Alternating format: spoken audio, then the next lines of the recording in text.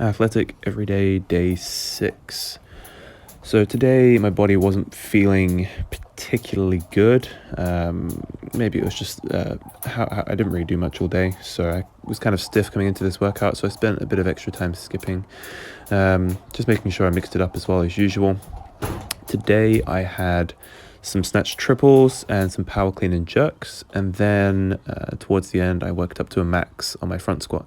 I've never actually maxed out my front squat before, so I figured it would be a good opportunity to try it out. I was hoping to get anything above kind of like 130, the 135 mark, which I ended up doing. Got a 140 max, and we'll see how it looked later. This is the sort of warm-up routine I usually do pretty much before every workout. I feel like I could definitely not warm up with the dowel, but it's just a habit now, so I do it every single session. Then I worked up to some heavy snatch triples. The program said 80 and I did 80. I was kind of hoping to do 82.5, but the snatches just weren't really feeling particularly snappy or explosive today. I don't know, there was one set kind of on the top working sets where it felt really, really good, but for the most part they felt really slow. Perhaps my nervous system is taking its time to recover. It could be, poor sleep. Yeah, it's foolish to expect that every single day you're going to perform at your best. For the most part, every day is going to feel a little bit different. Some days you'll feel really bad, some days you'll feel really, really good. And for the most part, there'll be days where you're going to be somewhere in the middle of those things. So that's the most important thing to remember with training. You're never going to be, absolutely perfect, performing at your best all the time. So it built up, making sure that the form was snappy.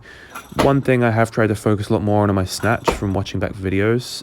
One thing I've really enjoyed about doing this athletic every day is I can actually record myself and look at my form a lot more frequently than I was doing before, because I've forced myself to record every single rep, every single set. I actually get to see my form a lot more frequently.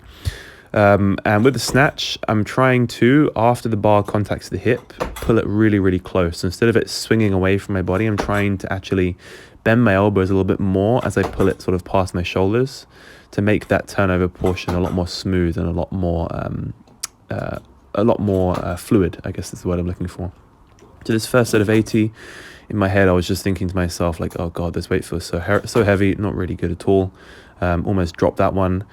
Then the second set, I managed to get through it. I had to walk this one out. The second one, again, not so good. The bar was rolling around on the floor. Guys, the floor outside of my garage is absolutely atrocious. The bar rolls around all over the place.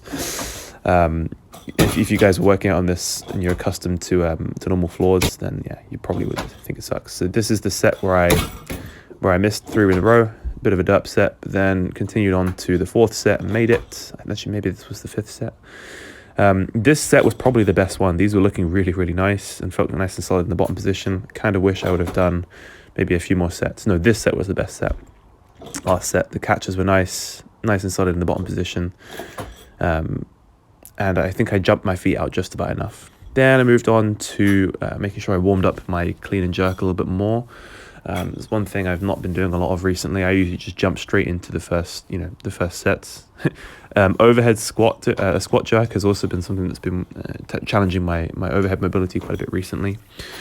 But I find that when I gradually build up my clean and jerk in the same way as I would my snatch, giving it the same amount of work, building up sets to the working sets, and doing as much technique work, I do find that the technique feels a lot better when I get up to the working sets. So ordinarily what I would do when I'm working up to a clean and jerk, I would probably just make big 20 or 40 kilo jumps between sets. Just 20 kilo jumps, and then I would only do 1 set on each. Whereas in the snatch, I do 10 kilo jumps every single time, and I do 2 sets. I know I only record 1 set, but I'll go 2 sets on 40, 2 sets on 50, 2 sets on 60, 2 sets on 70, and so on and so forth. Whereas here in this clean and jerk, this power clean and jerk, I would do 1 set on 40, 1 set on 60, 1 set on 80, and then I worked up to the working set of 90 kilos. But overall, I felt the form was good on these. The jerks actually felt particularly good today. My shoulder was feeling fine. That left rotator cuff only flared up on like 1 rep. So I'm pretty pleased with that.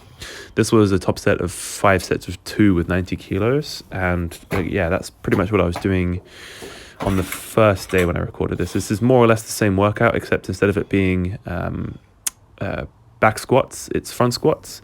and instead of it being clean pulls, it's snatch pulls. But the first two exercises, the snatch triple and the power clean and jerk, are exactly the same as that first workout.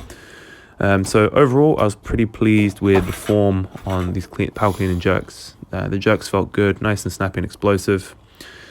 And yeah, I mean, I was in the back of my mind, I was kind of trying to save myself for the front squats. In fact, in this workout, I was supposed to do the snatch pulls first, which were going to be with like 117 kilos for triples, which is quite heavy for me on the snatch. And then supposed to max out my front squat after that, but I was like, no, fuck that. I think I'd rather max out my front squat first and then do the snatch pulls afterwards to not like fatigue myself excessively for the front squat max. Wanted to make sure I had enough to give for the front squat max. And I'd never actually maxed out my front squat before this. I wasn't sure what weight I was going to get. It could have been anything from like 130 to 150, depending on the day, like depending on the sleep and how I felt. But what I wanted to focus on with the front squat is just making sure my form was as good as possible. If you screw up a back squat max, you can sort of grind it out. You can't really grind out a front squat in the same way because the bar is resting on the front. So as soon as you're getting rounding in that thoracic spine and your T-spine, and that bar sort of falls off your shoulders, you're ditching that rep and you're losing it. So I wanted to make sure that I was keeping my form as good as someone with femurs as long as I do. Someone who has femurs as long as I have possibly can. So this is 100 kilos. Previously it was 80, and then started with 40 and 60. This was 120, which is like working set weights from previous days, where I do like 4 or 5 reps with it. Then 130, this is like the heaviest front squat I've ever done. Wanted to see how this went. And for me, I think the form on this, I probably went down a little bit too slow, but it was okay. It felt okay. And this is 135, moved all right. And then here's 140, which is my new front squat max. Form was okay. I think it could have been a bit better, but it is what it is. Then I moved on to finally some snatch pulls. Working set of 117 kilos, 117.5 kilos. And what I sometimes struggle to do is to keep hold of the bar after it's left that power position once I've contacted the hips. I sometimes do just want to let go of it, even when it's like the first or the second rep in the set, purely because like my hook grip is just killing me at this point. But yeah, overall, that is the workout. Not too bad, not too good. Just another day in the life of me training to be as athletic as possible. Got any thoughts? Leave them in the comments, and I will see you tomorrow.